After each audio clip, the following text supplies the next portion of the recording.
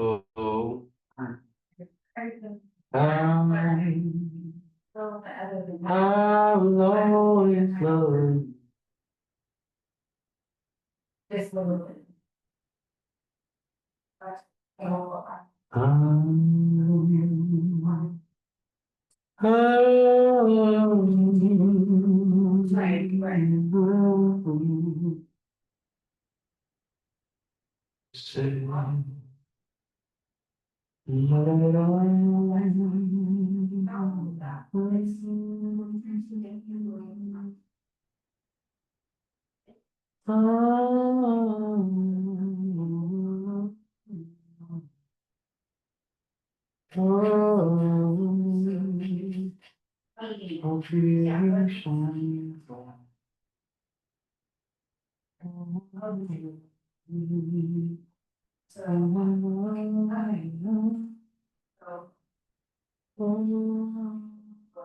Okay.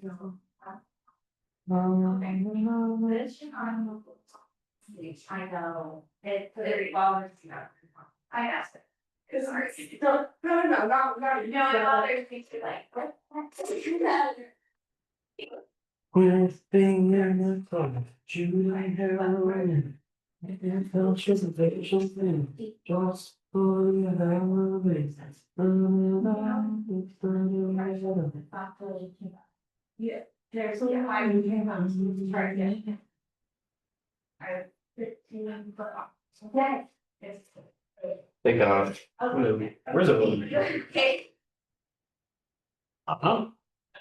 I know Alexa's here. I always, well, yesterday I can't say that. Alexa's here. Sorry.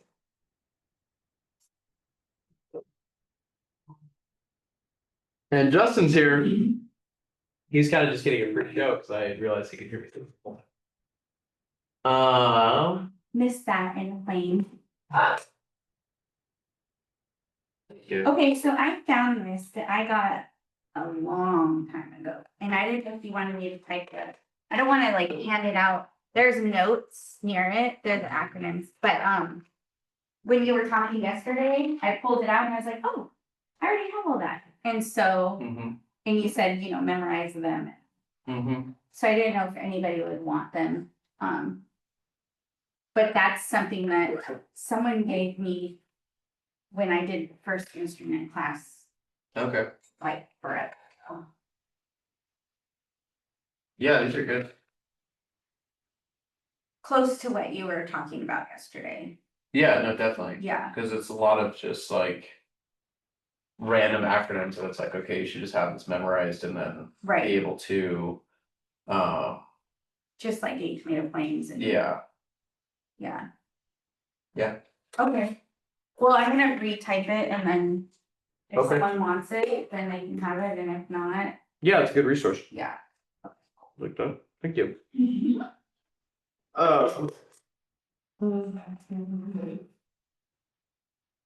Okay, I'll give it a little bit longer. I'm gonna go make a quick cup of coffee. Are you interested in? Maybe 3 minutes. Okay. Good, thank you. I have to retype it because it's so tiny. Whoever gave it to me, they just kind of copied it off someone else, and then there's little notes next to it that I need to retype. But I figure, I mean, it can't hurt to have. Honestly, I think I'll just drop this into my notes. Okay, cool. But there's like little wording. I don't know if you can read it because I can barely read what I wrote next to it. So just kind of try to figure out what what that means. When he was talking, he was saying the stuff that I wrote next to it, but I didn't rewrite it yesterday when I was listening. So Thanks. You're welcome.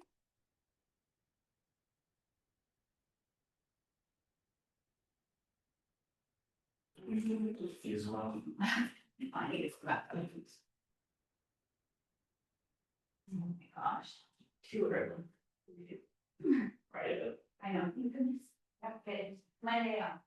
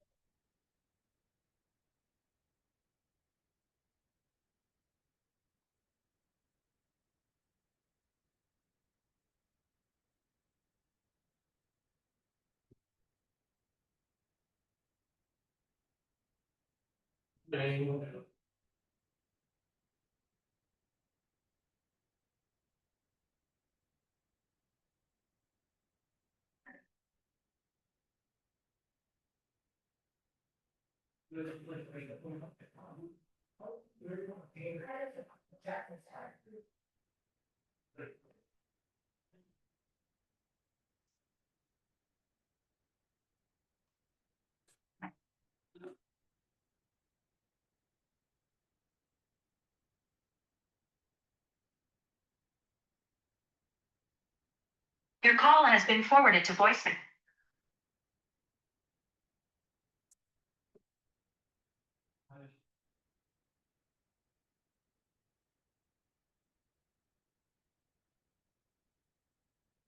There he is. You just hit your phone vibrate? Oh, You yeah, just hit your phone vibrate? yes, why? That was me. Oh, you're waiting on me? I mean, not waiting on you.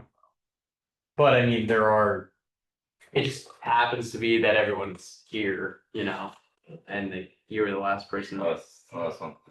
Okay, Just happens that was the case. my bad.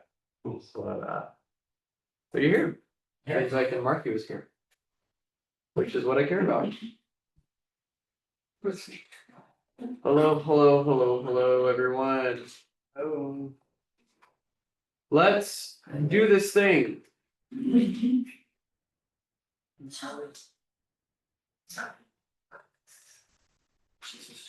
Don't worry, Justin. I am going to start the screen share so you can see what we're doing.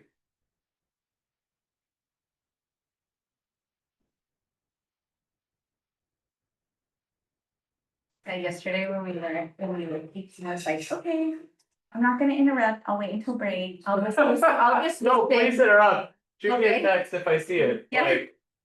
Like, specifically if I have people sitting on Zoom, I want to make sure I'm checking the screen.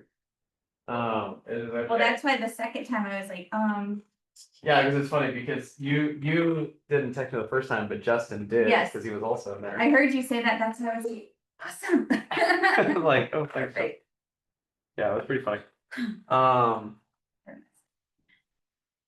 Yeah, no, so I need to be doing that. Hey, Snaka!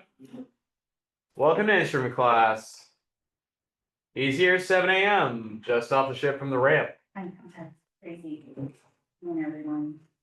No. Yesterday, day off. Oh, really? Oh, that's good. He's like, I slept over, didn't I was gonna say, like, oh, cool, you actually rested. So there's not really an excuse for you to be late. you? Okay, cool. So today we're gonna get into talking about departure procedures, which is a pretty big topic that I'd like to spend a little bit more time on. So before we're gonna probably talk about briefing and ODP and kind of looking at examples of ODPs, which stands for obstacle departure procedures, right? We read this slide yesterday, talking about the different types of departure procedures, right? 4 different types.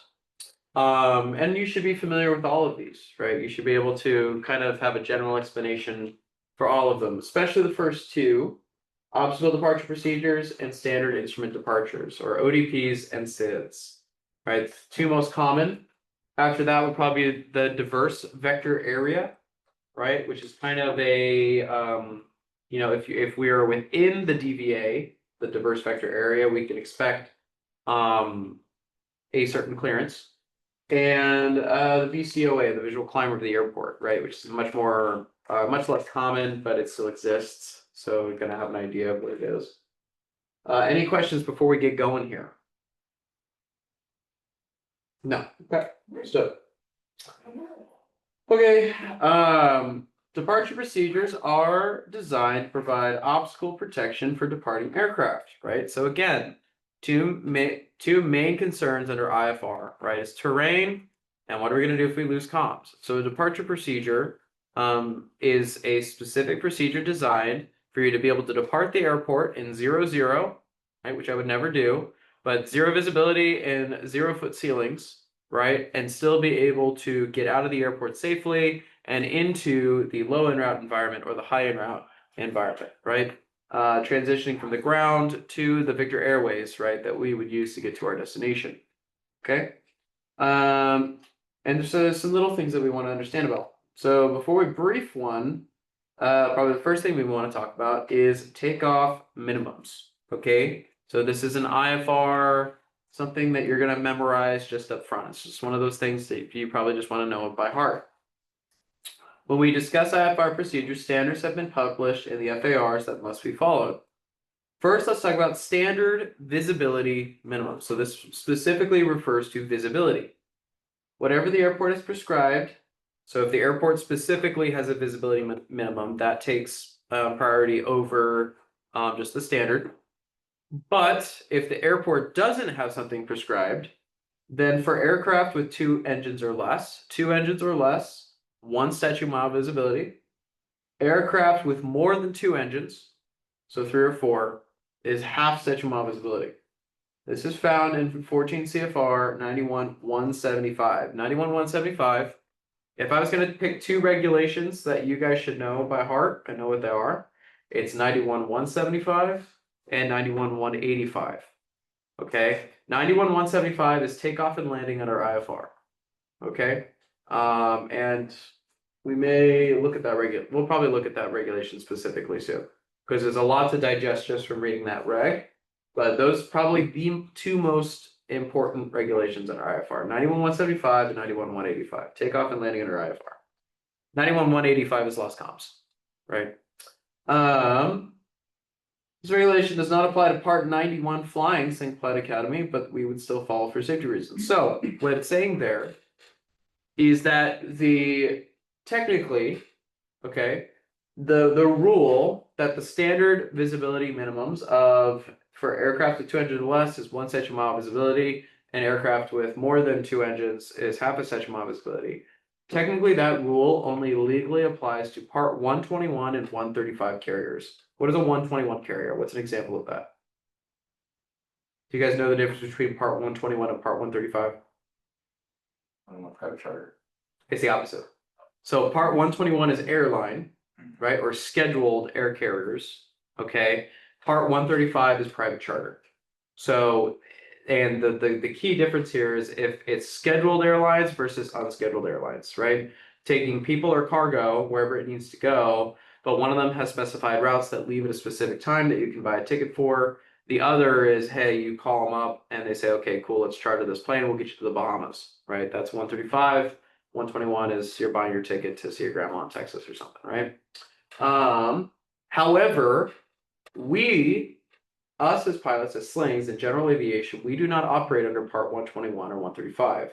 We operate under Part 91. That's why all the rules that we follow are in Part 91, right? 91-175, 91-185, 91-3, all of that stuff.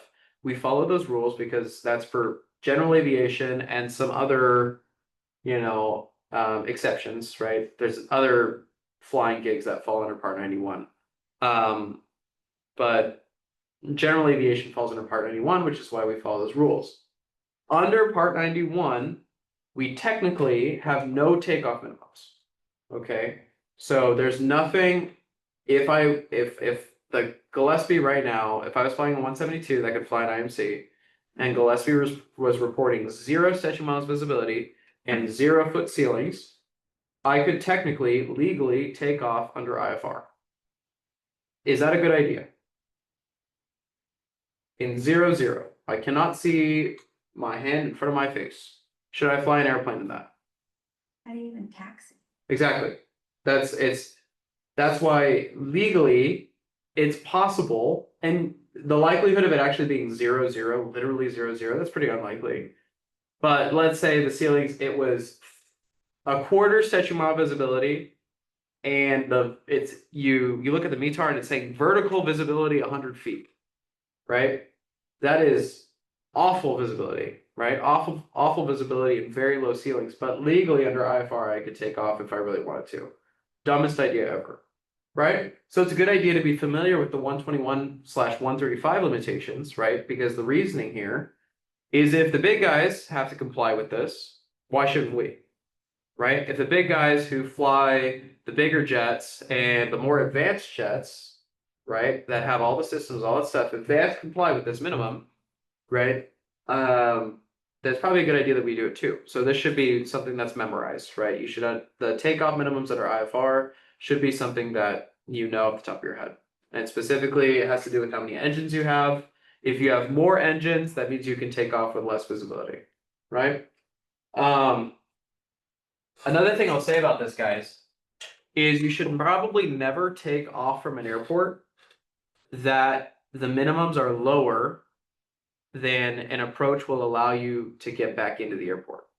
So what I mean by that, right, is that let's say that the ceilings are reporting 600 foot overcast, okay, and you're planning on doing a flight to wherever. However, the lowest approach will get you, the approach into that airport, the lowest it'll get you is 800 feet over the ground. Okay, so maybe the airport you're going to doesn't have that many approaches. Maybe something is out of service. But the lowest approach will get you to 800 feet over the ground, and the ceilings are currently reporting 600 feet over the ground, right? So they're lower than what an approach will get you. Now imagine you take off under IFR, you blow through the clouds, right? And you're still in the cloud layer, and all of a sudden you get your EFIS warning light pops on, or some sort of warning light, say the alternator out light pops on, right? You advise ATC and they ask, would you like an approach back into the airport you just took off from? And you say, well, I'd like that, but then you remember, oh wait, none of the approaches will get me low enough to get through the clouds. You could try shooting the approach, you could attempt it and see if you get the runway in sight, right? But in all likelihood, you're probably going to have to go missed and then divert to another airport, right? And maybe all the other local airports aren't reporting high enough either, right? Maybe the weather's worse at other airports. So think about that, right? Never take off from an airport. I don't want to say never, but like it's probably if you have personal minimums for yourself, think about, hey, if I took off from this airport right now with the ceilings as low as they are, could I get an approach to take me back in and land if I needed to, right? The reason I bring that up is it's exactly the same regulation that 121 carriers have to abide with. Their ceiling minimums are that they cannot take off unless unless in the event that they have an engine failure, they have an approach that will allow them to get vector back around and come in and land, right? Does that make sense? However, if someone asks you, so if you get this question asked on like one of your face checks, they say like, do we have any takeoff minimums under Part 91? The answer is no. We do not have any takeoff minimums. But then you say, however, asterisks, right? That's not safe. So personally, I would comply with Part 121, 135 minimums, which for us would be at least 1 statute mile visibility. And even then, I'd say I would not take off from an airport that I could not get an approach back into and come and land. It's a great answer to that question. So it shows safe thinking, right? Takeoff minimums, performance. Okay, so that was our visibility minimum, was 1 statute mile. For us to be 1 statute mile, for larger airplanes to be half statute mile. But performance, right? So I was talking to Kanali about this yesterday. Under IFR, we technically have a legal climb gradient that we have to comply with. right? And that number is 200 feet per nautical mile, okay? Feet per nautical mile, does our VSI show us feet per nautical mile? No. No, it shows us feet per minute, right? So how do we get feet per nautical mile to feet per minute, a number that we actually understand that we use in the plane? We'll see this on the JEP charts, but the Jeppesen charts are really nice. They have a table on there that does the conversion for you. But if you needed to just figure this out really quickly in the plane, the formula that you'll want to have memorized is, sorry, whoever draws the formula for converting feet per minute or feet per nautical mile to feet per minute is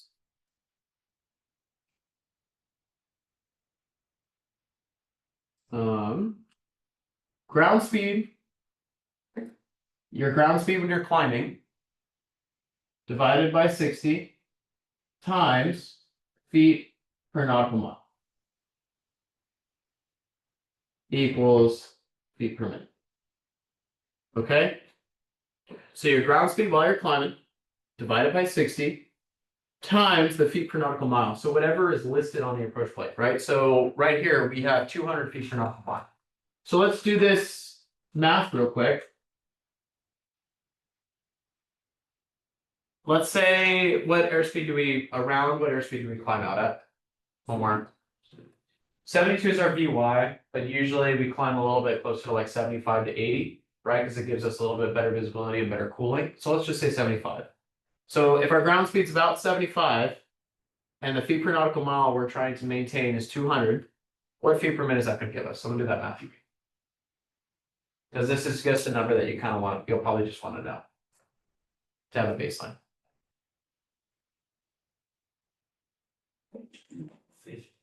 250 feet per minute. Okay. So that's a baseline for you guys, right? Your minimum climb under IFR in the sling is about 250 feet per minute. Okay. 250 feet per minute. So if it's a really freaking hot day, which it has to be pretty dang hot for us not to be able to get 250 feet per minute. In fact, we'd probably cancel the flight if it was hot enough that we couldn't maintain 250 feet per minute, right? But legally, right? So let's say you are at 11,000 feet and ACC says climb to 12,000 feet, right? 12,000 is our service ceiling, okay? So it's like technically we could do it, right? But the plane's gonna be working really, really sneaking hard to try and get to 1,200 or 12,000. Our minimum IFR climb gradient is 250. So if you start that climb to 12,000 and you're getting 100 feet per minute, right? You are no longer complying with the minimum IFR climb rate. And this is something you're gonna have to tell ATC.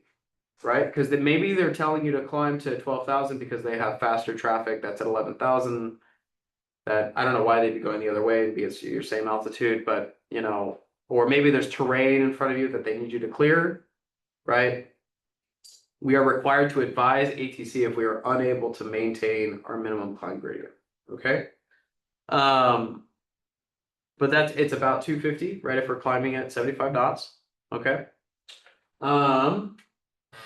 So that's just our minimum IFR climb rate, or climb gradient.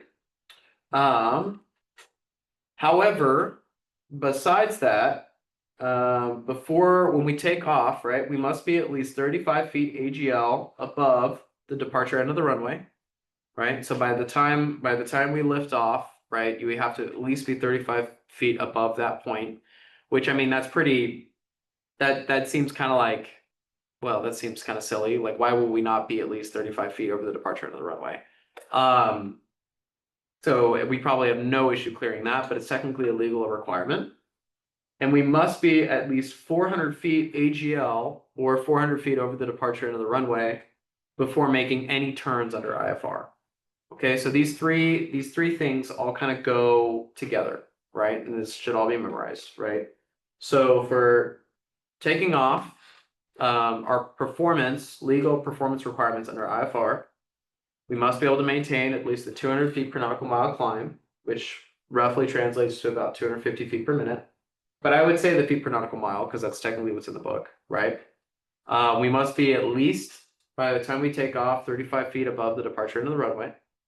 And we must be at least 400 feet AGL or 400 feet over the departure into the runway before we make any turns under IFR.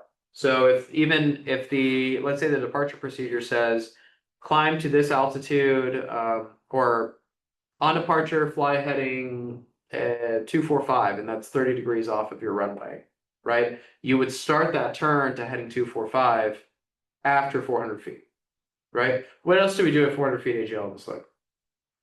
Flaps option. Flaps up, right? So that's something you can kind of connect, right? If we're flying IFR in the sling, when you actually file IFR and you fly, right? The same altitude that you're putting your flaps up is when you'd start that turn to your new heading, whatever that is on departure procedure, right?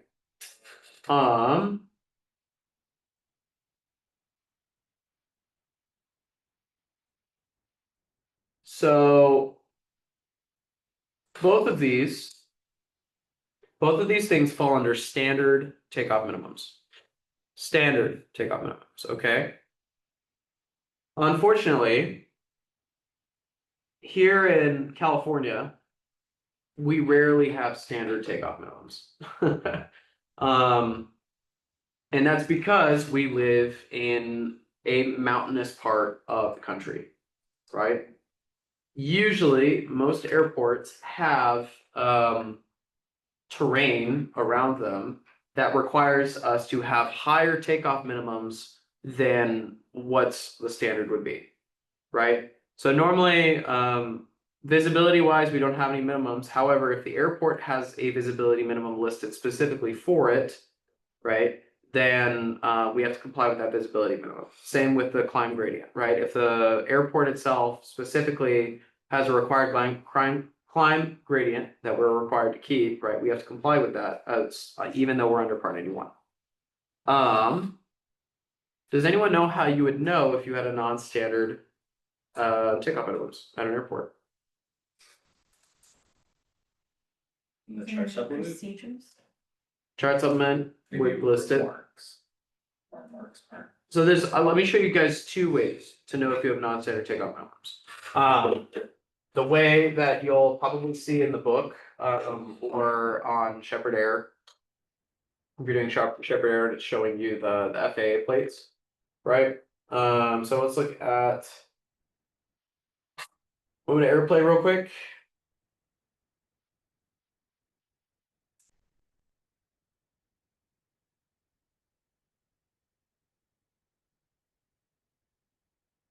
So this is an approach going to Ramona, but this is the Jeppesen plate. So what I'm going to do here is I'm going to take one of these approach plates, right? So we have Jeppesen and we have FAA, right? Jeppesen are the better plates, so learn to use Jeppesen. FAA is fine, but I prefer Jeppesen. If I look at any of these random FAA plates down here, so let's say RNAV GPS runway 9er, I click on that. Okay, so this is the FAA plate for the procedure for specifically the RNAV GPS runway 9er approach. Okay, and I zoom in at the top here, and I see these symbols. This T in a triangle and the A in a triangle. Okay, so the quickest way to figure out if an airport has non-standard takeoff minimums, and in this case, non-standard alternate minimums, okay, if you look at any of the FAA approach plates for an airport, you'll see one of these symbols if it has non-standard minimums. Okay, so this is one way of knowing if it has non-standard takeoff minimums. If you see that T, that's what that means. Okay. The other way, if we want to stay in the Jeppesen environment, is if I look at the airport diagram for Ramona, okay, and I look at the Jeppesen plate, the Jeppesen airport diagram for Ramona, it's going to list it right down here. These are our takeoff minimums for Ramona. So takeoff and obstacle departure procedure, runway 27 with minimum climb of 332 nautical miles to 2600. So these quarter, half, one, so all of this stuff, this is for visibility. But then down here. Where's our actual? Oh, you know what? Sorry, I got mixed up. Because that's for alternates. For falling for alternates. But the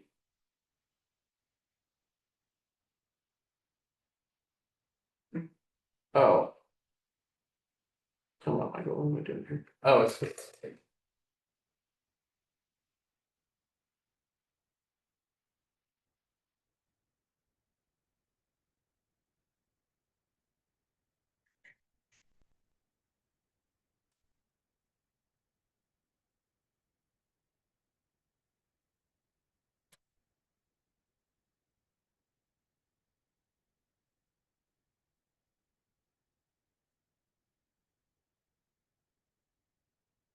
okay, well, this one just lists the takeoff and links here.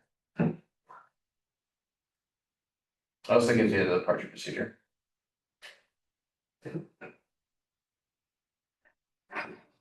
Jeppesen, so some airports will have a Jeppesen that give you the takeoff minimums. But some will not, some will be textually depicted and just, you just have to read it specifically for whatever runway you're taking off from. So we have our standard takeoff minimums. However, at Ramona here, we have non-standard takeoff minimums and we can read them here depending on what runway you're taking off from. So generally, that's what it depends on, is if you're taking off from runway 27 or runway 9er, you're gonna have different climb minimums because of the direction you're climbing in.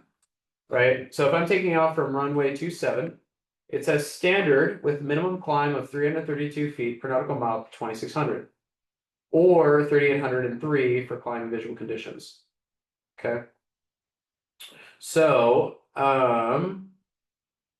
what is 332 feet per nautical mile? What is that in feet per minute? Someone convert that for me.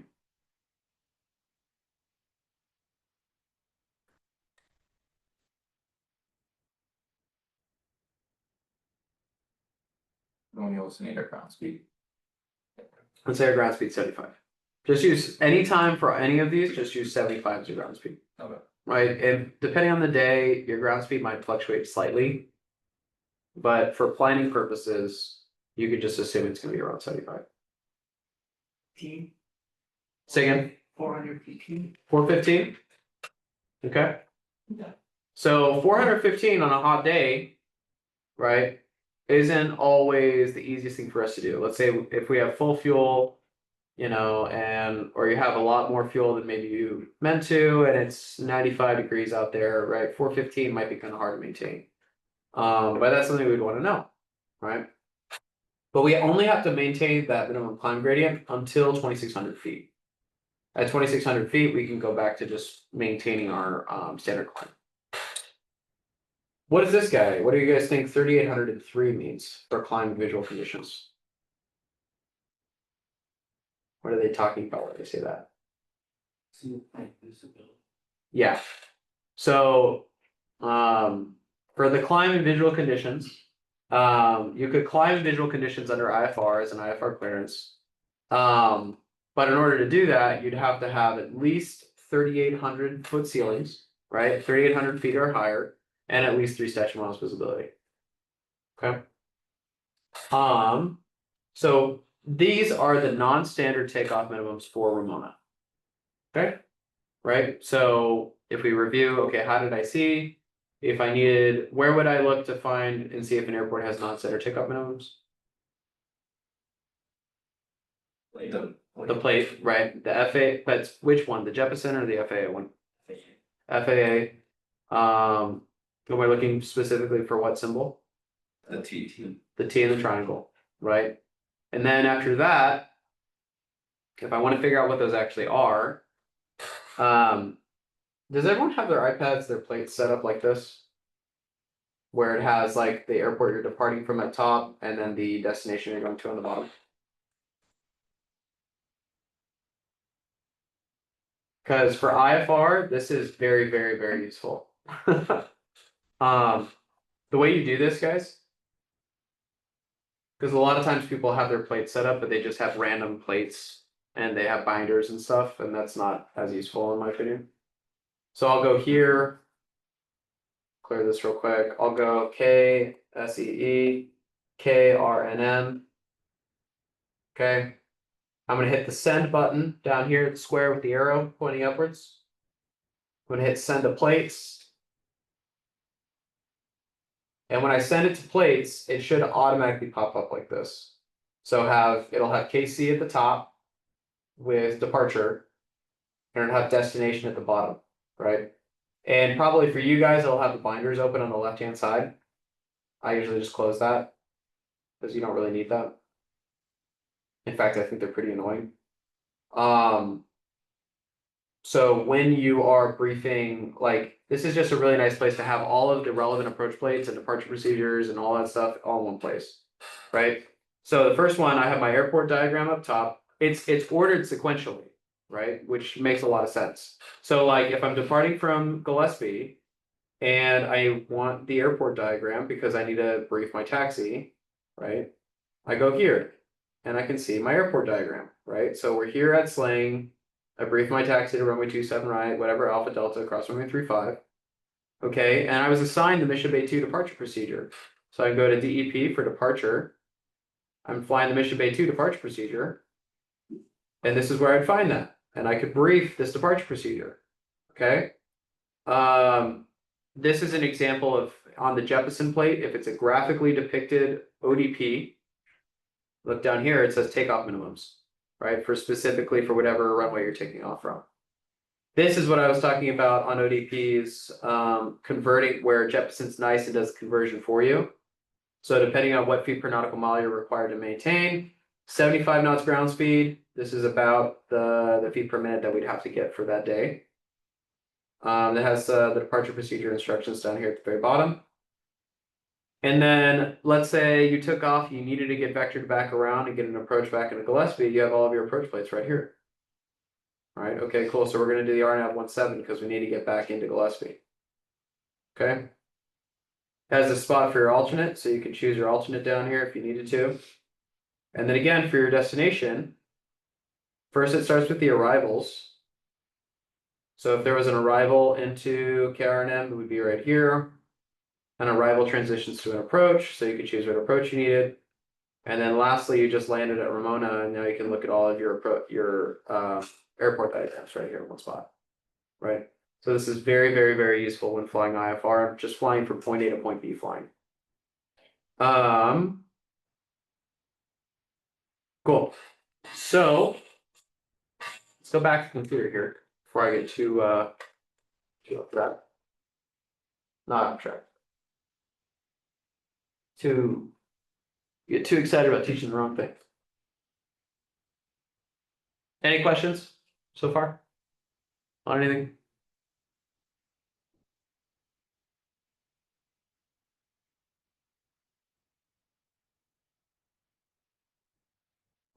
I would say everything that we've covered today so far is pretty dang important. So if there's anything that's not making sense, I'll spend more time on it. Because this is like, especially for your first phase check, I guess for you guys, since you're part 141, it's your second phase check. But for everyone else, the first phase check is holds and arcs. Specifically, something you spend a lot of time on is departure procedures. So this is like literally going to be one of the first things you're asked on a phase check.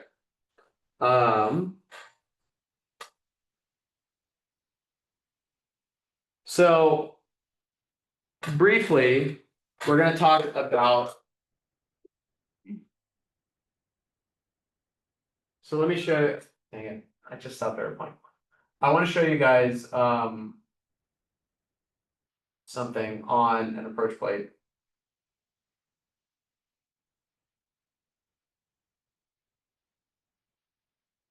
Are we gonna eventually go over how to read approach plates? Yes. Okay. Oh yeah. Don't worry. What is the difference between Jefferson and the FAA ones?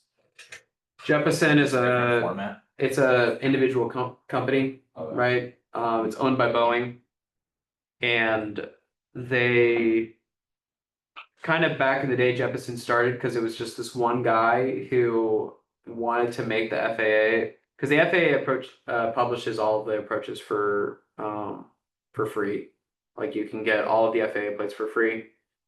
But there was this one guy back in the, I don't know if it was the 50s and 60s, or maybe a little bit later than that, but basically was like, hey, these FAA plates kind of suck. I want to make them better. And so he started making his own approach plates for every single airport. And it just got so popular that eventually Boeing bought him out. And now Boeing owns Jeppesen, and every airline, the standard at airlines is using Jeppesen plates. So if you start, we actually haven't had Jeppesen for very long. We just recently here at Sling got access to Jeppesen plates. Because I mean, you're all training to be airline pilots probably, right? So the sooner you can get used to reading a Jeppesen plate, the better. Before that, everyone was just using the FAA plates, and you know, you can brief an FAA plate, it's fine, it works, right? But in the long run, the jet plate has a lot of really nice stuff. I mean, it's color coordinated, or color coded. The way it's laid out is very easy to brief, right? Briefing an approach plate. It's the way you brief a jet plate is literally left to right, top to bottom, right? Any jet plate will always be left to right, top to bottom. Versus an FAA plate, you kind of have to jump around a little bit to get the relevant information that you want. Yeah, so there's just a lot of positives.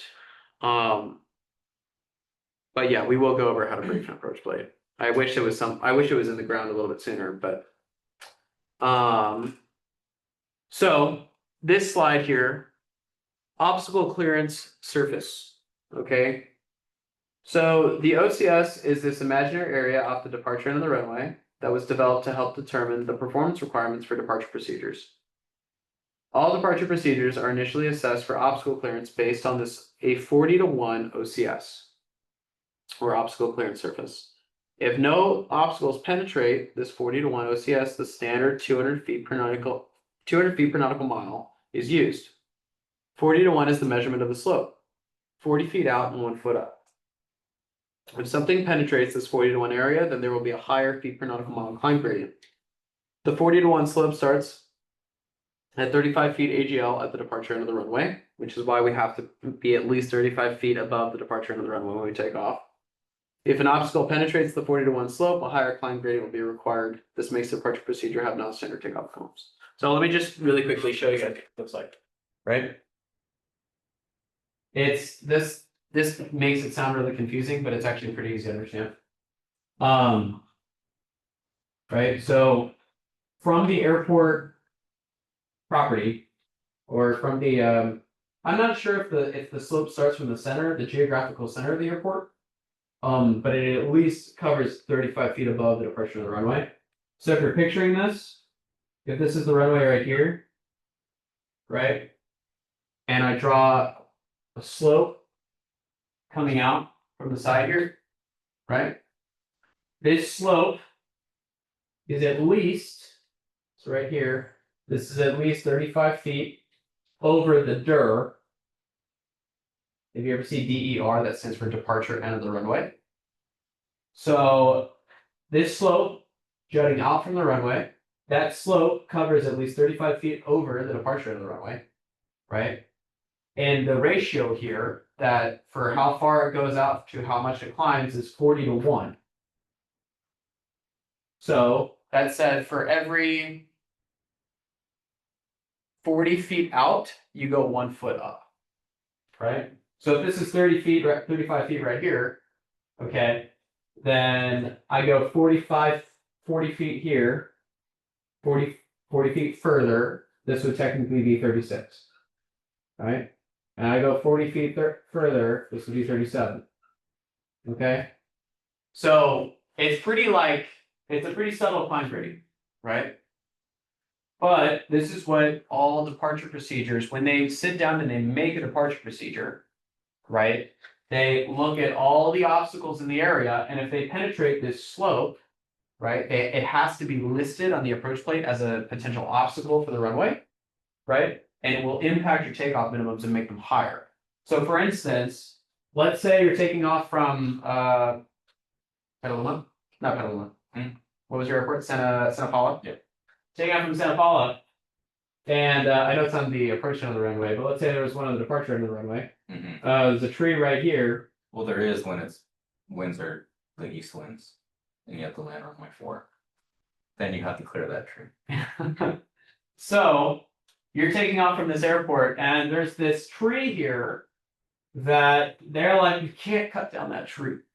It's a very special tree to us, right? We can't get rid of it. So this tree extends upward and it's past the departure end of the runway, and it's high enough that it breaches this slope, right? It must be listed on the departure procedure as a potential obstacle for the runway, right? And it may, depending on the obstacle, necessitate higher feet per minute climb, right? So for instance, let's say past that tree, if you have rising terrain that looks like this, right? Now that terrain is breaching that slope, and now instead of our standard climb gradient, what's our standard climb gradient under IFR? 200 feet per nautical mile, right? This terrain right here, and this tree might mean that we have to maintain a 350 feet per nautical mile to clear it. And we would see that by looking at, where would I look to see if an airport had non-standard takeoff minimums? Look at the Jeppesen or FAA. FAA plate, what symbol am I looking for? T. The triangle with the T in it, right? And then where would I look to see what exactly I needed, what exact climb gradient I needed? Jepson's plate. Either the Jeppesen plate, if a graphical depiction of the obstacle departure procedure is present. On the obstacle departure procedure, yes. If it's not a graphical ODP, it's going to be depicted textually, right? And you can find that just looking at the departure in that plates section that I showed you. If you click on departure for whatever airport, you'll be able to find it in there for takeoff minimums. This is what it's going to be listed under. All of this fits together, guys, right? Let me show you an example. So, you're going to see this when you're briefing approach plates.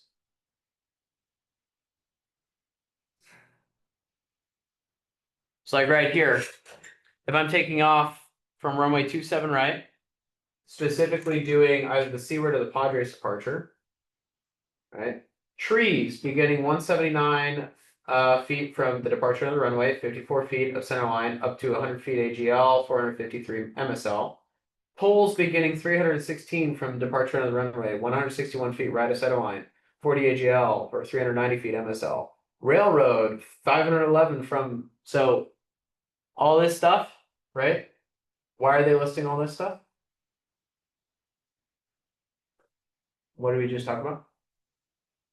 Obstacle clearance. Right, where they're listing this stuff So we can be aware. so we can be aware of it, and because it specifically reaches what? That slope. That's slope, right? What's the ratio on that slope? 40 to 1. 40 to 1, what does that mean? 40 feet per 1 foot of climb. 40 Yes, feet out. 40 feet out for 1 foot of climb, right? Good. All this is, there's a guy on YouTube who kind of goes through this stuff. He kind of talks about, his name is Jace, oh, what is it? VSL Aviation. He's a DPE based out of, I think, Kansas. But he has a lot of good, he has some good instrument videos. Which actually, I think this might be a good place to take a break. Oh, really quickly, here's a visualization of exactly what I just wrote, right? And you guys can't see it because it's not air or I'm air.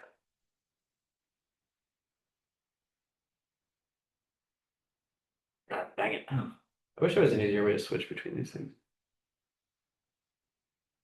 Okay. So here's the book's, what's it called? Patient. Depiction of it.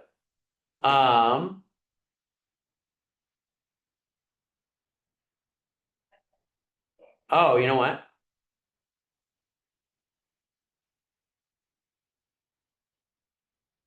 Because it looks like the OCS is actually even lower.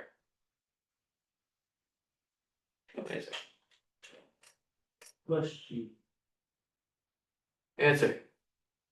is each face check treated like a check ride? Hmm? Each face check is treated like a check ride, correct? Kind of. Like you have to bring all the maintenance logs. Yeah, you should have bring your maintenance logs and do all your weight balance, all that stuff, yeah. Cool. Let's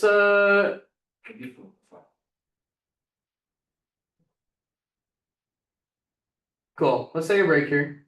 Because I need to look at this real quick. Because I think that it's the same concept, but the actual OCS, the 40-to-1, I think is actually a little bit lower than 200 feet per nautical mile. So even if you're unable to maintain 200 feet per nautical mile, that ratio that extends out, you're still protected a little bit. There's a little bit of fudge factor. Because if you're looking at this graph right here, right? This is the 40-to-1 ratio. And as long as we're able to maintain 200 feet per nautical mile, we're above that ratio. So, but I want to see if I can find that specific things. What's the terps again? Terps, terps stands for. That's TPP, Terminal Procedures Publication. So terps. Remember you mentioned it the other day. I see it right there. Go. Well, apparently it's the name of a dispensary, but that's probably what Probably like,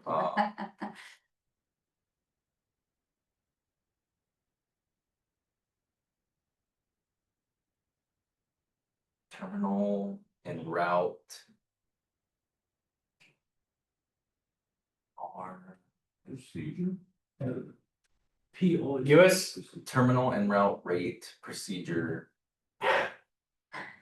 So standard. it's not really nice. It's called the terps, but it stands for the US Standard for Terminal Instrument Procedures. So TER stands for terminal. What? Yeah, TER stands for Terminal PS stands Instrument Procedures.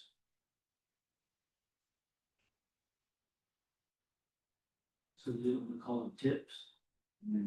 It's on terp procedures. You said terminal.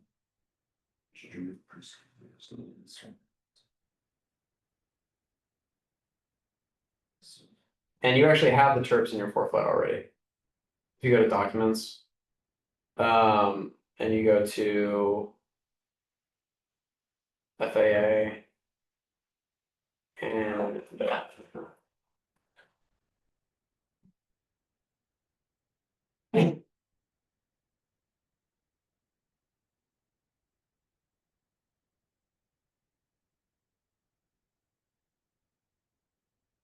Terminal procedures supplemental, yes, first one. Digital Terminal Procedure Supplemental.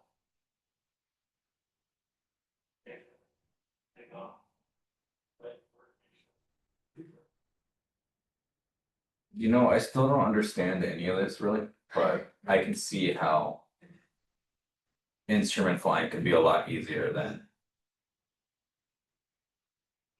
VFR flying. I forgot you understand. It really does seem like it is step by step. It is, yeah. It's just I wanna know how this guy, now that I've seen this, cause I've looked at plates. I can read them. Barely. Quick. And then all of this information and this guy who came into Montgomery. Who it should have flown around because there was better Oh, visibility. yeah. Hit power lines and like all of this information he knows already and decided to take his chances. It's a lot more common than you think. I Cool. mean, I know, and the thing is it's what it is complacency. yeah, What it is overconfidence.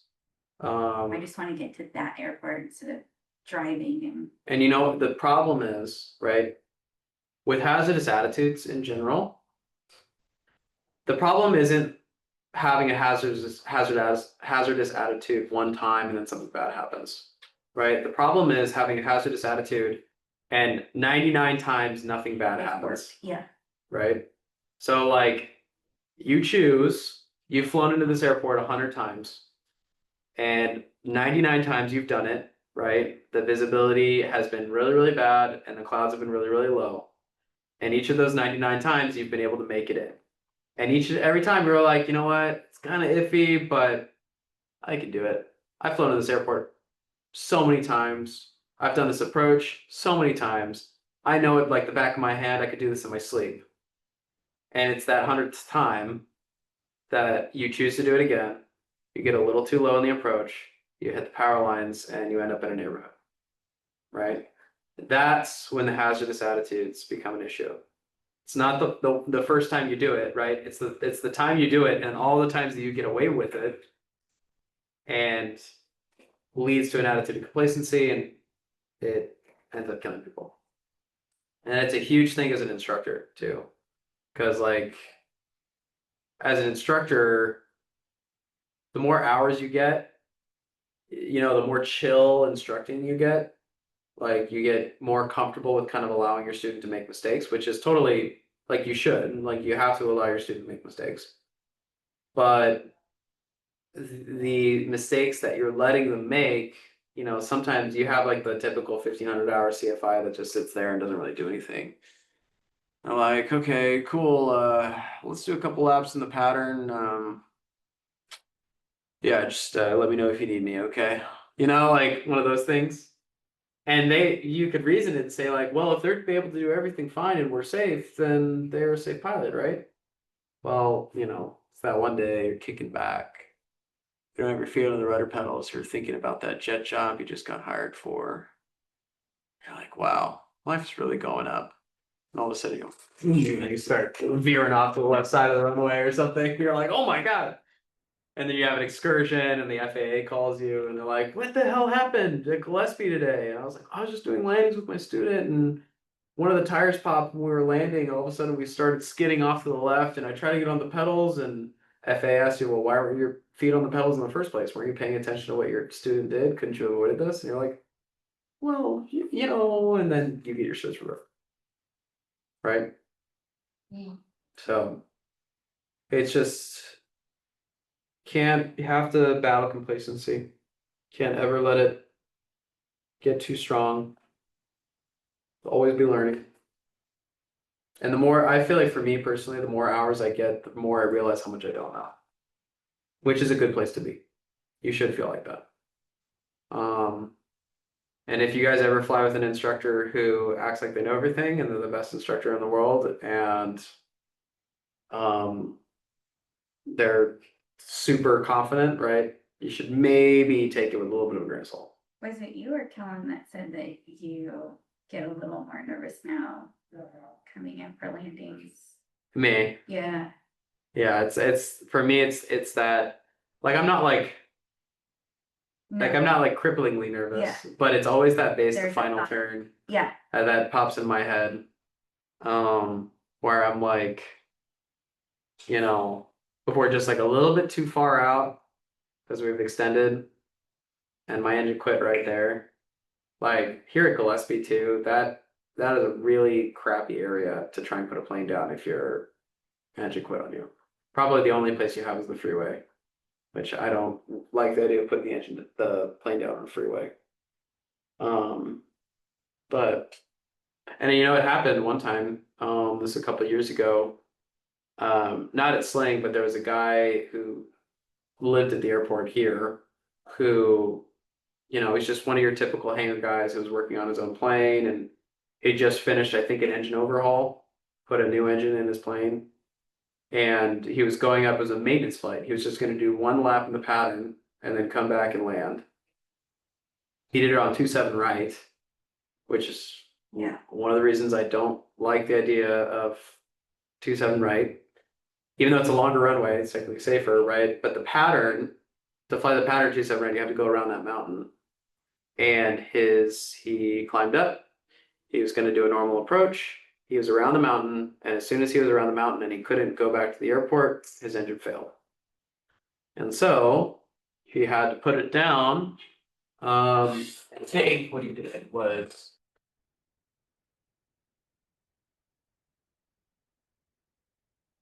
this happened maybe 3 years ago now.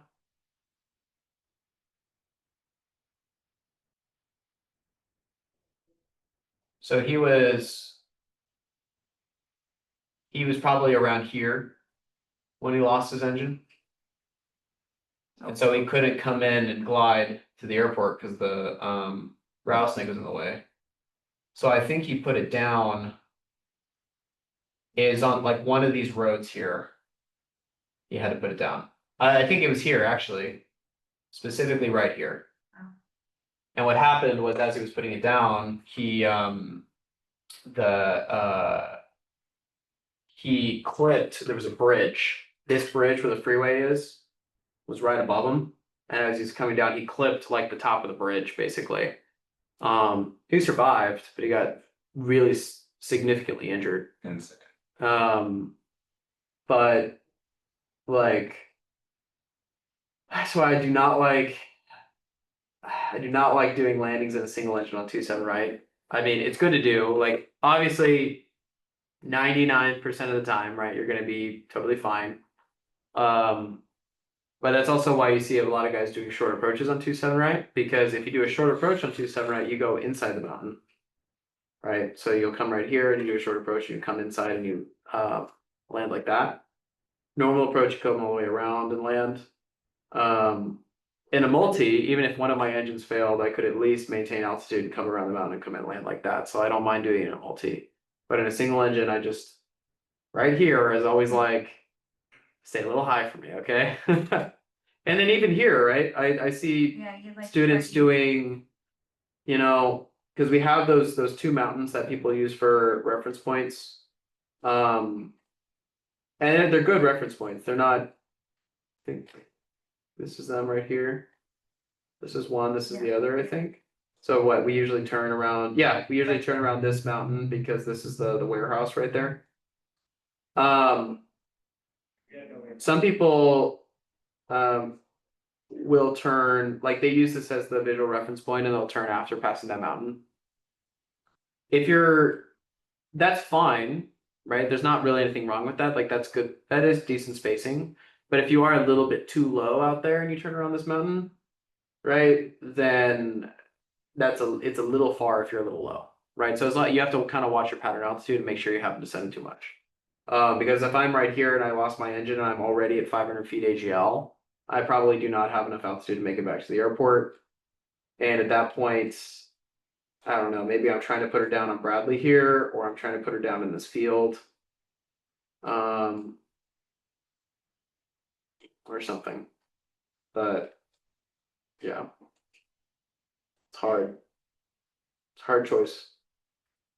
My old flight school, Judy, who's also the owner of the school, but the DPE, Mm-hmm. she had to land in the river once.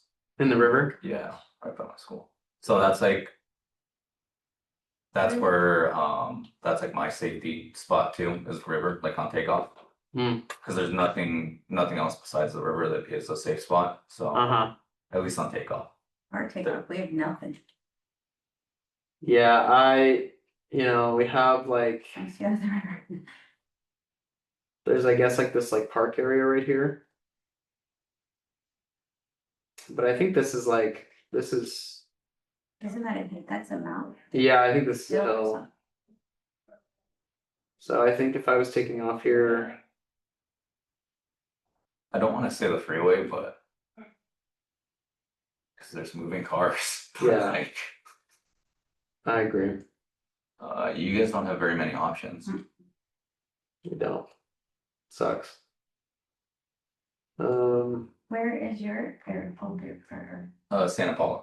Where's that? Ventura, North? No, yeah. Yeah. Right by Camarillo Airport. okay.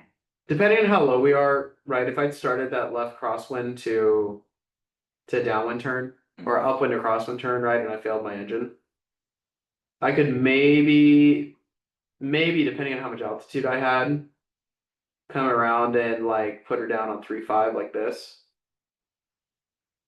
Could maybe do something like that.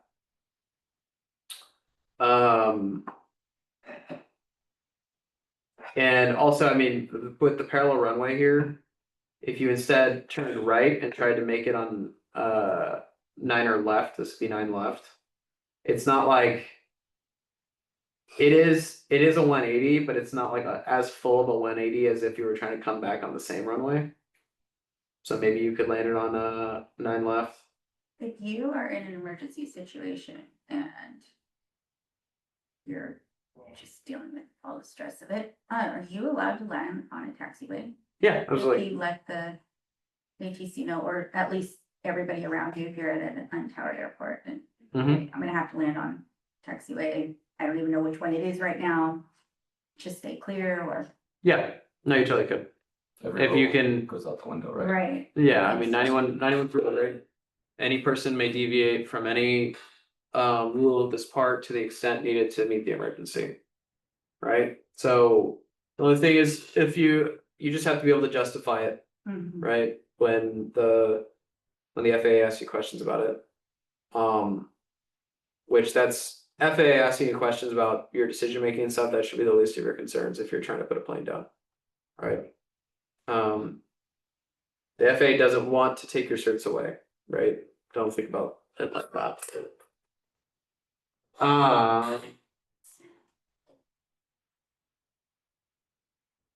Here's the thing, guys. It's really good to have these serious conversations where you kind of seriously talk about like, what would I really do? Because it's kind of an uncomfortable conversation, but it's an important one, right? Because it just everyone has that moment in your flight training when there's that accident that happens at your home airport and someone dies, or someone gets severely injured, right? Kind of it puts you in you have a level of empathy for them that you can't have that you wouldn't normally have because you do the exact same thing that they do, right?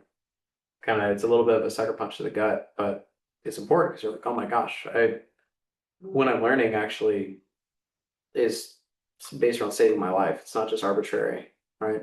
Someone asked, what did they ask me? Something like, do you ever get scared or I don't know. And I was like, I risk my life every single time I take off. Mm-hmm. Every time I take off, you just don't know what's going to happen. You can have 10 great takeoff and landings, and that last one could be something could happen. Mm-hmm. You just don't know. You just have to be prepared. That's all you can do. Yeah. Or try to be as prepared as you can. They're like, oh my gosh, why would you do that? This is fun. I like it. You just have to do it to know, I guess.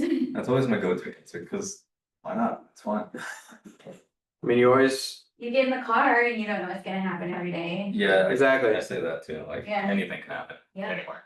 There's always an element of risk, no matter what you do. Or wherever are we? Where's our pond?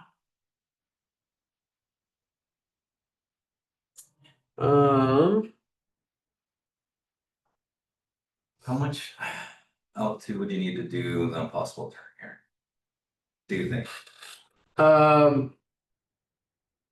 In calm winds, you could probably make it at 600 feet AGL. The reason I don't like, I would say 800 feet AGL, I'd feel confident, comfortable.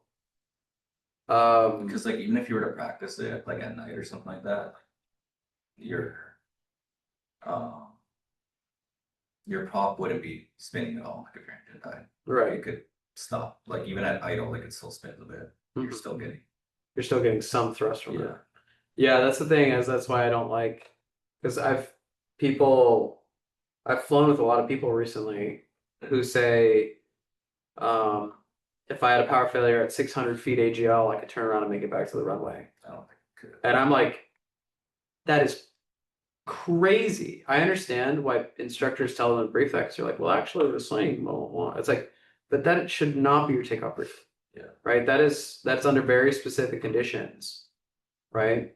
Because like you said, yeah, we never practice it at a full, your engine's never fully off when you practice that. Yeah. Right. You're still, even at idle, you're getting a little bit of thrust. Right. Right. You probably practice it at night in completely calm winds. Right. Right. Because as soon as you have, let's say if you have a 10 knot headwind, right, and you do that 180 turn, Yeah. now you have a 10 knot tailwind, Right. right, and we get worse performance with a tailwind. Right. So it's just, that's why in my take-up briefing, I'm like, no, it's 1,000 feet AGL, Okay. right? I'm not gonna, maybe if it was 800 feet AGL, and depending on where I was in my turn, right, if I hadn't started a turn at all, I'm gonna put her down on a straight. If I've started that turn and I'm maybe halfway through my crosswind turn or something along those lines, and then my engine fails, okay, I feel comfortable turning around and trying to make it back to the airport. But it's just crazy to me that students brief 600 feet AGL as their takeoff as part of their pre-takeoff brief. That was way too low. And the day that it happens, you're like, oh, 600 feet AGL. You're gonna put her down somewhere before the airport. I hope that you put her down at the airport, but it's probably not necessary to happen.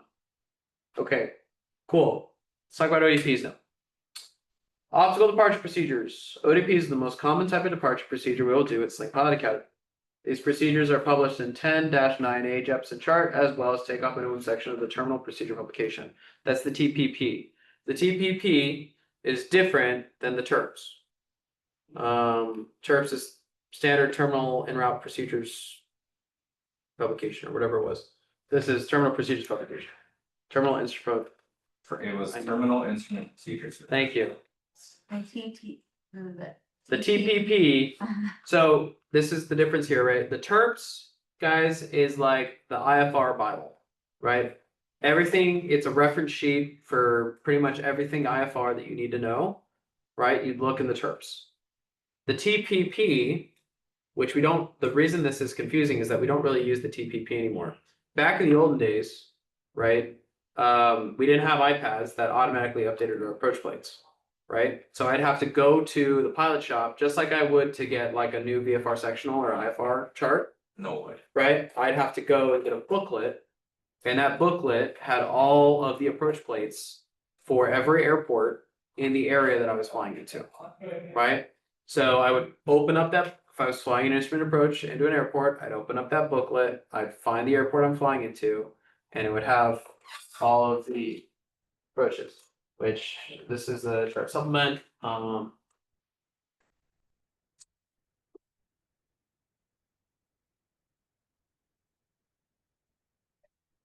This is the TPP. No way. Yeah.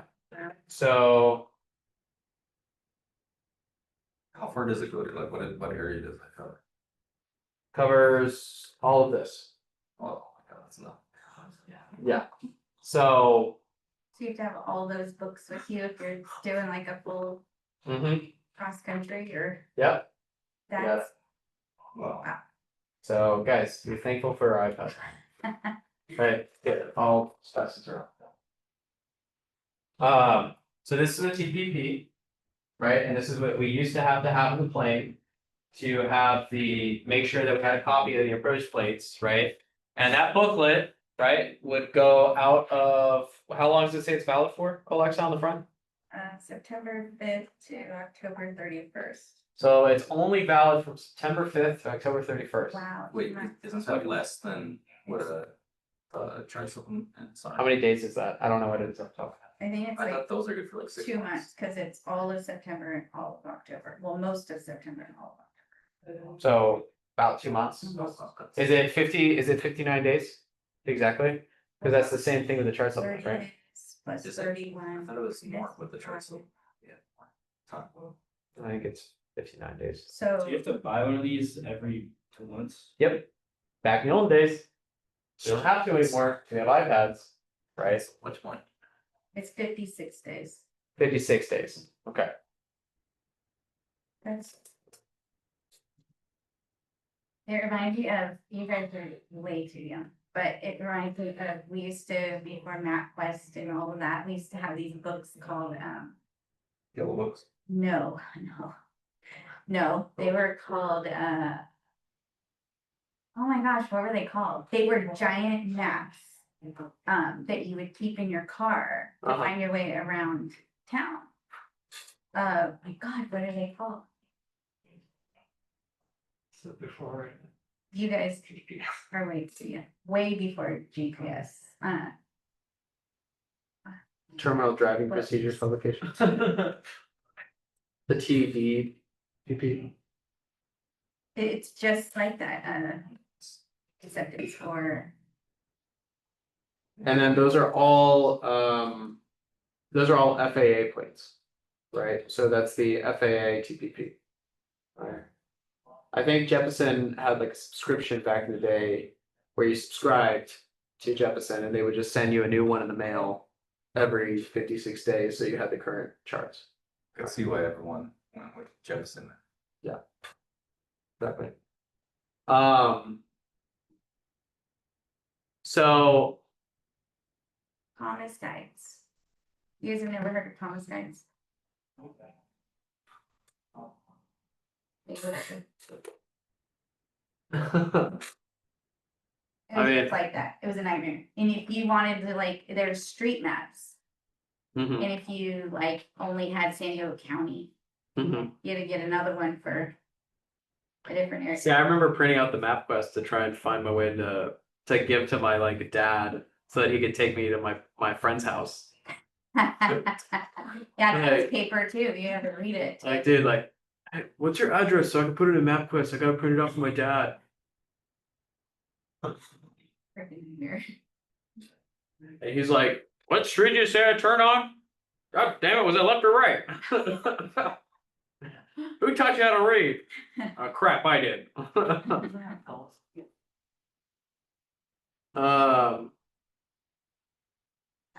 So that's the TPP.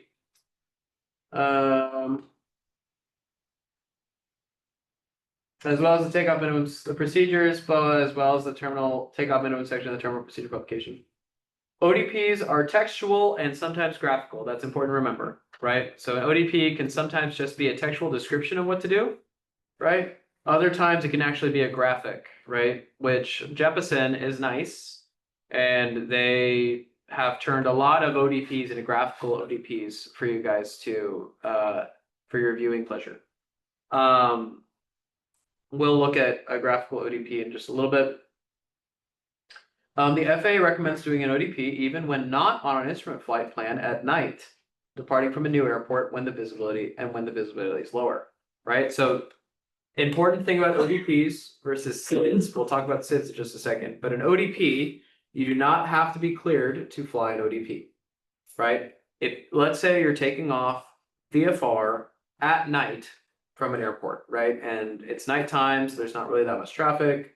Let's say the visibility is low, and you want to make sure you can safely depart the airport environment before proceeding on course to wherever you're going, right? Note it's VFR, right? But it's nighttime and maybe you can't see the terrain around you as well, right? You can fly the ODP for that airport even if you're not on an instrument flight plan because you know it safely keeps you out of the way of all terrain, will transition you up to a high enough altitude that you can contact SoCal and get your flight following to wherever you need to go, right? So, talks about pulling out KTOA. So instead of looking at KTOA, let's look at our Mission Bay 2 ODP for Gillespie Field. Everyone pull out your iPads. We're going to go to plates and look up Gillespie. And if Gillespie KSEE is in the top hand portion of your plates section, and we click on departure, we will look at the ODP, which is the Mission Bay 2 departure procedure. You should all be looking at something that looks like this. Welcome to the Mission Bay 2 departure procedure. So this is an ODP, okay? Kind Yes. could you brief this ODP to me real quick? Okay. Really quickly before you do that. Generally, how do you brief an ODP? From top to bottom, Top to bottom and left to right. very good. All right, so we're sitting there, we just started the plane, right? And we were assigned this Mission Bay 2 departure procedure. Okay, so obviously we need to brief the plate before we do the departure procedure. So go ahead and brief this plate to me right now, and let's all just kind of follow along. So first, make sure that it's the right one and that it's valid. Okay. But that should be at the top, or this one was made in December. That's like how old. It is, so that is the last revision date, I Okay. believe. So actually, is there a way to check if it's valid then? Some approach plates. Some approach plates will have another date on there that says valid until or valid through. This one doesn't. Let me get back to you on that. But I believe that 6 December 2024 is the last time this plate was revised. So I just continue going from there. Okay. So then, SoCal departure, airport elevation. Let's say I was getting my craft clearance, and I was copying down everything that I could before I got the clearance. Where at what frequency would I put down? What could I expect for this departure? 124.35. Right, because that's what's listed there. Right. Okay, continue. All right, then go to the obstacle notes. It says so you have to check a different page for that. Then takeoff minimums, we would do 27 left and right. So say 500 foot per nautical mile climb to 2,000. I think it was like 650 feet per minute. Where could you find that? 625 feet. Okay. And then, or 4,400 with 3 statute miles Okay. visibility for a visual climb. Okay. So for 27 right and left, after we hit the 400 feet AGL, we do a climbing right turn to 062, and then we intercept the Pogi radial 168, and then we fly that radial until we overfly the airport. Really quickly, are we intercepting the 168 radial? No, it's the actually wait.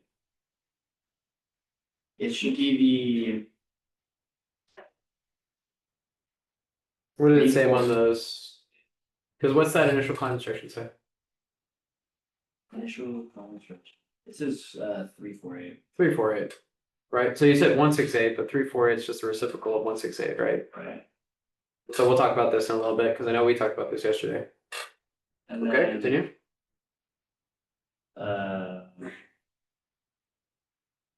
Alright, yeah, then after you overfly the airport, you start flying heading up 165, and then while you're doing that, you tune in Mission Bay, and then fly radial 076 To where? to Mission Bay. Okay. Cool. So, and then below that, right, if we wanted to do the VCOA, we have some other instructions here at the bottom. We would obtain ATC approval for visual climb of the airport when requesting the IFR clearance. Climb in visual conditions to cross Gillespie Airport at or above 4,600 before proceeding on assigned auto flight. Right, so that would be the VCOA instructions if we wanted to do that.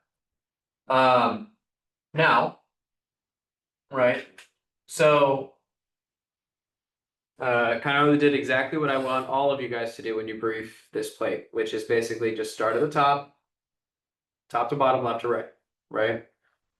This 20-3A, right? That's the like the specific, because the Jeppesen, remember the Jeppesen plates, they also were in that booklet, right? It's the specific page in the booklet that the procedure is on. So like if we were, let's say we're in a dual pilot environment, right? And you're briefing a plate, right? You'd say that out loud to the other pilot to make sure that you guys are both looking at the same plate, right? 20-3A, right? SoCal departure procedure 124.35. What does this little R mean right here?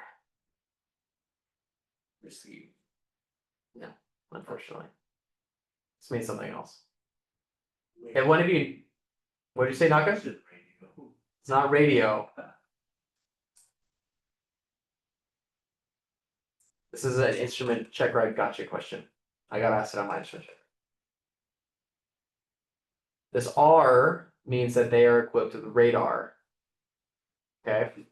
Which might seem obvious. You're like, well, it's SoCal departure. Of course they have radar. Right?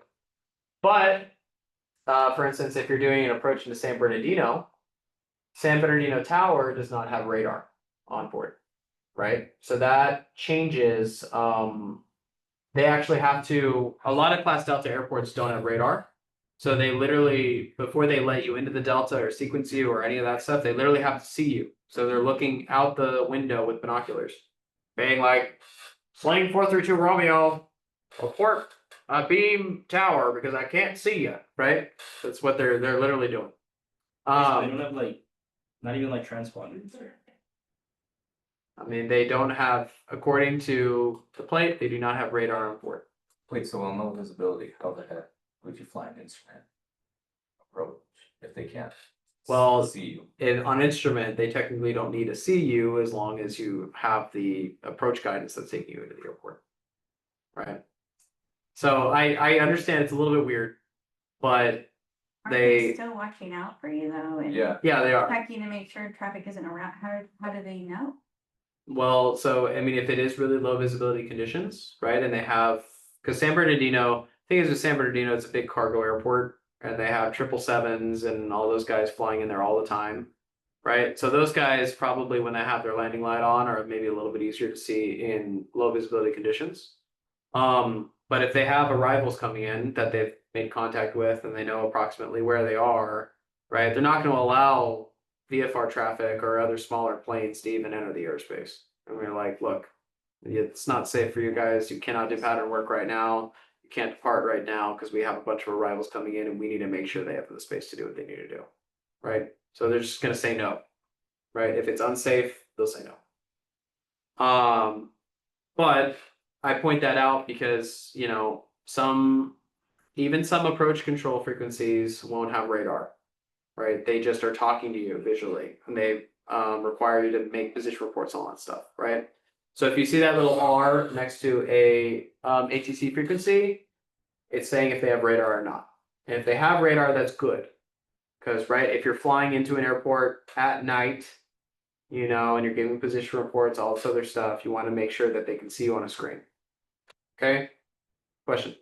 Can we go over how a call would sound like to fly this departure procedure? Yeah, sure. So I mean, if you are, so as part of your clearance, when they're reading the craft clearance, they'd say, okay, cleared to the Long Beach Airport on departure, fly the Mission Bay 2 departure procedure, then as filed, or something along those lines. Your initial instruction would be fly the blank departure procedure, or it could be fly the 27, or maybe it's a different airport. They say like the 27 or 24 runway obstacle departure procedure or whatever, right? They'll say fly this obstacle departure procedure and then blah, blah, blah, the rest of your instruction, right? And then for us, let's say we've briefed the plate. We're ready to go. If you're actually IFR, I would just say ready to depart IFR. I wouldn't say like, let's say Gillespie Tower, sling 432 Romeo, holding short runway 35, ready to go IFR. Ready for departure IFR. Right? I remind them that I'm IFR. I say, Roger, ATC might say something along the lines of climb via the Mission Bay 2 departure procedure, so blah, blah, blah, blah. What's your question?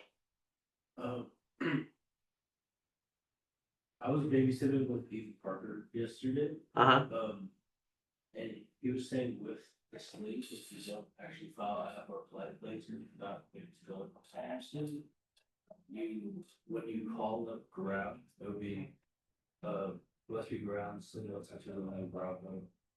IFR request. Sure, but we can file IFR. But it's not a legal thing saying that we can't file IFR. It's just that we can't go into IMC. That's what he meant. Yeah. We can file IFR in a sling. So if you guys, once you start your cross countries, if we have a perfectly clear day, ask your instructor if you can file IFR. Right? It's so backwards.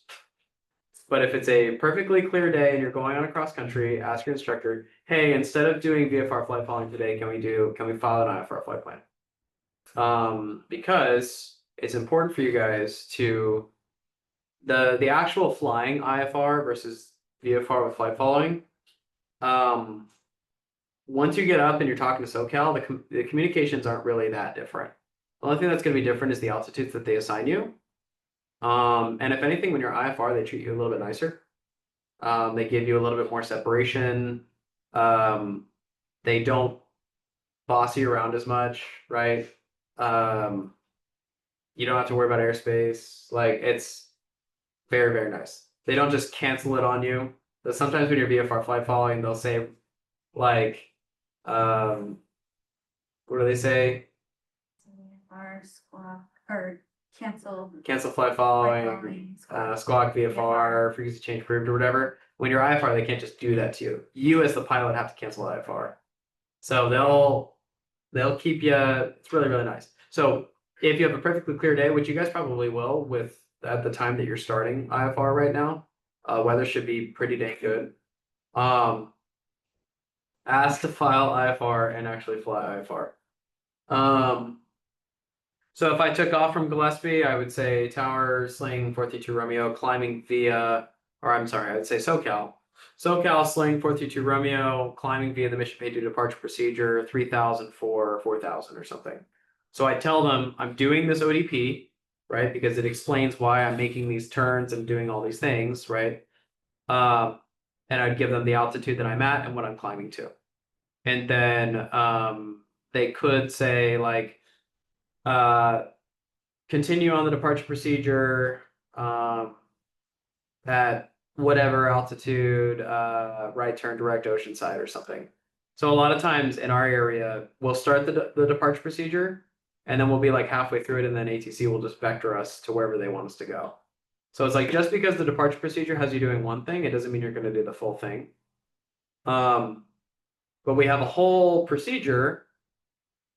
Why do you think we have a whole procedure that takes us all the way to Mission Bay? In case we lose comms, right?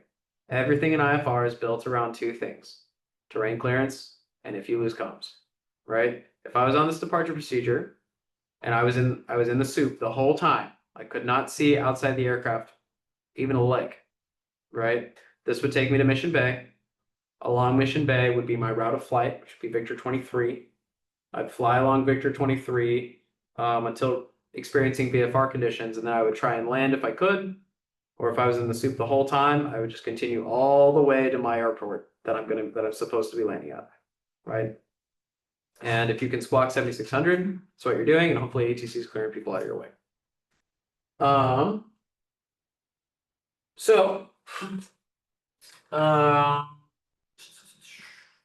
This little guy, we shouldn't ignore this, right? This is one NOTAM. Super, super, super, super, super important for approach plates, right? If you see this red NOTAM notification up here, when you brief the plate, you click on this guy and you brief this, right? Hopefully you've looked at these before you fly. But this says C ODP Gillespie Field, San Diego, El Cajon, California, Mission Bay 2 departure. Add takeoff obstacle no. Runway 35. Temporary crane, 2,904 feet from departure under runway. 186 feet right of center line. 142 feet AGL, 496. All other data remains published, expiration estimated, and then it gives you an effective date that expires. So this is just saying, okay, there's an added obstacle that's a temporary obstacle because it's a crane, right? But sometimes these NOTAMs will affect they could affect your takeoff minimums, right? It might say for taking off runway 27 right, takeoff minimums are now 650 feet per, or 550 feet per nautical mile, right? It could change anything about this plate and it would be communicated to that NOTAM. Okay, so that's why NOTAMs are pretty dang important to be familiar with, or to check these when you look at these plates, not ignore. So takeoff obstacle notes, right? That's on a different page. So if we looked in here, you could see the takeoff obstacle notes are down here. If you wanted to look at them, you could. The minimums for the runway you're taking off from. Let's say I look at 27 left, 27 right, and man, we need 500 feet per nautical mile, which translates to 620 feet per minute. Kind of steep, right? But I still want to try and take off today out of Gillespie. Do I have options? What can I do? Do I have to cancel the flight because I can't make it off 27 right? Take off on the runway. You could potentially take off on another runway, right? So let's look at runway 35. Runway 35 says standard with minimum climb of 360 feet per nautical mile to only 1,900 feet, right? If I look over here, 360 feet per nautical mile, 75 knots, that's only 450 feet per minute climb. Okay, not too bad, right? Maybe I can make that. And if you're actually IFR, right, you're ATC's baby if you're IFR. They'll clear everyone out of your way so you can depart, right? So even if winds are favoring, sometimes even if winds are favoring a different runway, like if winds are favoring 27, right, they'll still let you depart on 35 if that's the only way you can get out, right?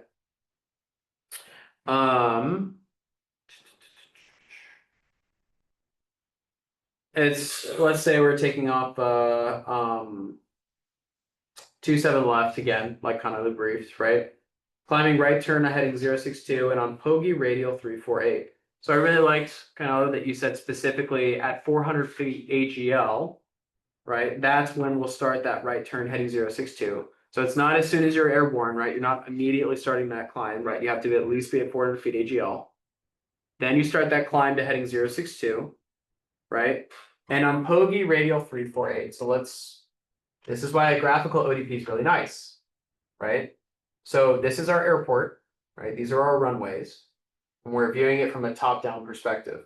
This larger runway is 27 right? Okay. So the initial instructions were climbing right turn heading 062 and on Pokey radial 348. So if I come over here, and I think, okay, if I'm on 27 right, I'm taking off this way, I can follow this line here. So it's starting that right turn to heading 062.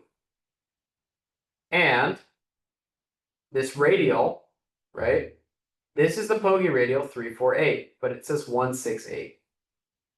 If the initial instruction said 348, why is it telling me 168 here? It's the course you have to fly to be a beautiful view. Right. So this is why when we talked about VORs and radials before, I made such a big point of being like, what we put in our OBS versus where we actually physically are, right? If you look at this departure procedure, this gray line is a visualization of that Pogey radial. So if I'm right here, I am on the 348 radial, right? I'm physically on that highway extending off of Pogey, right? However, because I'm tracking that radial to the station, right? 2 is through, I have to select my course as the reciprocal of 348. Which is 168. Which is 168, which is why 168 is listed here on the plate, right? Again, Jeppesen is being nice. They're doing work for you, right? So it's giving you a 062 heading, and you turn to that course of 168. You have the course selected in your OBS off of Pogey as 168 because that's going to give you the proper to from flag indication, right? As long as you, the pilot, understand, okay, even though I'm selecting 168, I'm not on the 168 radial. I'm on the 348 radial, the physical highway, the 348 highway, right? So now I'm going to track this radial inbound, okay? And we're going to come over here, all right? And so the routing portion says, then on Mission Bay radial 076 to Mission Bay VOR. So that should also be a cue to you guys, right? If they give you a radial, so it says then on mission bay radial 076 to mission bay VOR, right? A radials always radiate out. Radials are always from the station. So if you're tracking a radial to the station, you're gonna have to have the reciprocal. Again, Jeppesen makes this easy for us, right? I would track this radial on this course 168 until this guy, the 076 radial off of Mission Bay, starts coming into my OBS, right? And to track that properly, I would have 256 selected, right? Let's say if I was flying this approach procedure and I had two OBSs in the plane, the way I would set this up on the ground, or two nav radios, the way I would set this up on the ground is I'd have Pogey tuned into one, I'd have Mission Bay tuned into the other. Since Pogey is kind of the first radial that I'm intercepting here, I would have Pogey already turned to 168, right, to intercept that 348 radial. And then I'd have nav2 turned to 256 to make sure I could intercept the 076 radial, right? And I could see them both happening kind of at the same time. We only have one nav, so the way I'd set this up in the sling, right, is my primary one would be the Pogey radial. And then in standby, I'd have the frequency for Mission Bay. And I would just have to switch back and forth to make sure I was doing this properly. I wonder if I can find this video, because I actually have a funny, I saw something on Instagram the other day that was kind of funny.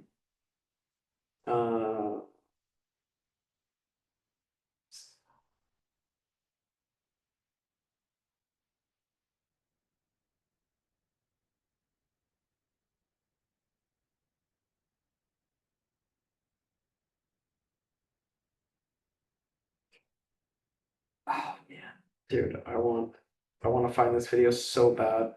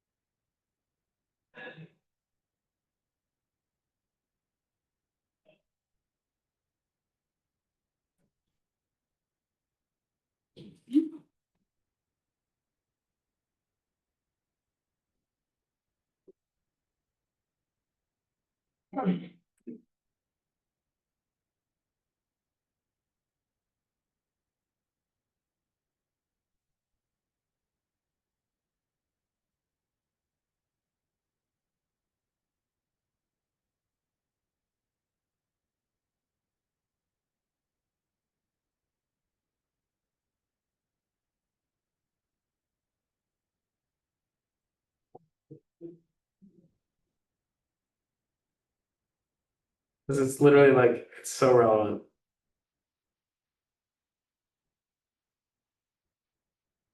So when we were talking about this before, you said, or you maybe we were talking about if we had lost condo, if we were in the soup, but that you wouldn't switch back and forth. Because even if you're off like one degree, you can be totally off course, but were you referring to if we were really in IMC and in danger, you wouldn't switch to check the course to make sure we were.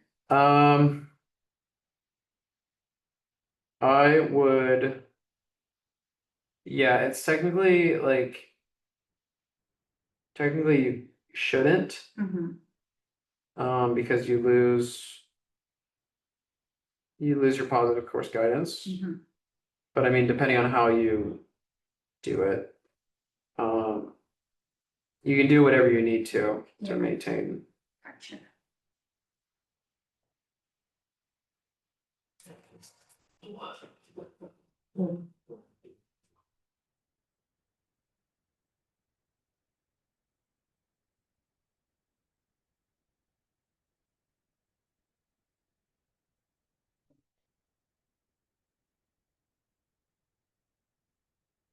Gosh, I'm probably never gonna be able to find this.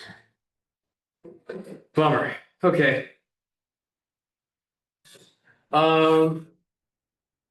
I do want to point out maybe one more thing here on the departure procedure. What do these red numbers mean? MSA, Mission Bay VOR, minimum safe altitude. What does that refer to? What is that talking about? And for that whole route, that is the minimum altitude. Not necessarily the whole route, but Obstacle, there's 1,000 feet above the city. 1,000 feet, or what kind of area are we in? Sorry, 2,000 feet. 2,000. The highest. Right. Yeah. So, Andrew, I just asked the question, Orientation day. this red number, 5,400, right here, it says MSA Mission Bay VOR 5,400, right? What does this red number mean? Right, we identified that this is the MSA, right? It's another minimum IFR altitude, Minimum safe altitude. minimum safe altitude, right? So what is the point of the MSA? Fly above. Do you always need to fly above it? I guess depending on where you're at, but isn't that like generally the safe altitude that you want to be above? Right, but it may not necessarily be the altitude that ATC cleared you for. Right, mission, or maybe ATC, because maybe your route of flight only takes you up to 4,000, right? So why does it say 5,400 if our route is only going to be 4,000? Because in that quadrant isn't like the highest point or whatever. If you were to fly above that, you'd be clear of all obstacles in that quadrant. Right. So why would I ever fly the MSA? Let's go back to what are the two things? Right. Right. Okay. The two things that everything in IFR is built on, right? Terrain clearance, and if we lose comms. Okay. But the point of the MSA is that, let's say we're on this departure procedure, right? And I'm coming around, and let's say I'm like right here, I'm in the middle, I'm just past the middle of that 062 heading turn, right? And I lose comms. Okay. Climb the 5,400 and just follow the rest of the route, right? Yes, exactly. Right. So we're gonna talk about that MEA Avenue F, right? But when you lose comms, this is 91-185, the other most important regulation IFR, right? But 91-185 says that we need to climb to the highest of our available IFR altitudes, the highest of our minimum IFR altitudes that are available, right? So the MSA could be higher than what we were cleared to, right?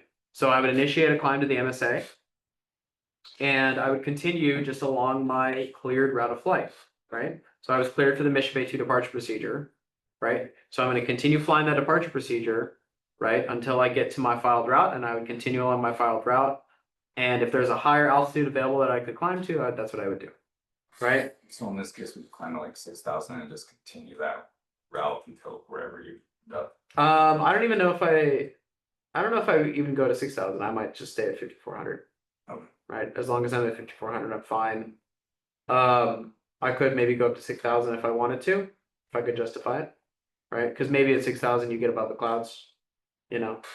But this is a heck of a lot nicer, right? So the MSA here is 5,400, right? If I wasn't familiar with the MSA,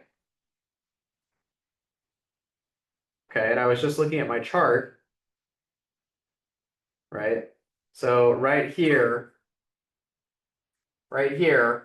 I'm pointing at that like you know what I'm talking about.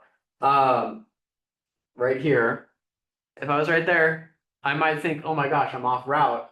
I have to climb to the Oroka. And let's look at what the Oroka is in this quadrant.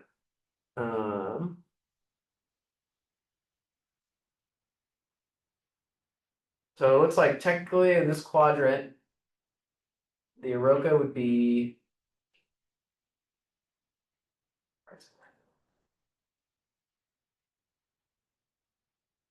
in front of my face. Is everyone see it?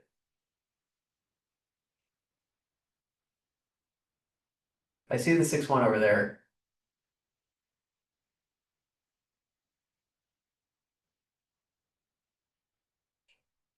Oh, I think it is 6-1. Yeah, it's 6-1. So the Oroka would tell me I have to climb to 6-1, but the MSA tells me I only have to climb to 5,400, right? I would prefer to climb to 5,400 because that's once I'm on the Victor Airway, right? Then maybe I can be at the whatever altitude the Victor Airway says, right? You don't have to climb all the way up to the Roca. Because right, if I was one quadrant over, like say I'm in this quadrant right here, right? 13.1, that's crazy, right? But if you're familiar with the MSA for the departure procedure you're doing, right, you know that as long as you're within that MSA, you don't have to be at 13.1, right? The MSA extends 25 nautical miles from the point listed. So if I look at this plate again, right, and you see the lines extending off of Mission Bay VOR, right? Those lines, that protected area extends 25 nautical miles away from Mission Bay. Okay. Cool. I think that's it for today. Any questions?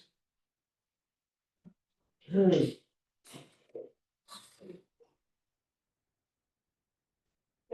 morning. Good morning. How Hello. are you? Good. How are you? Okay. Are you guys working on departures? Yes.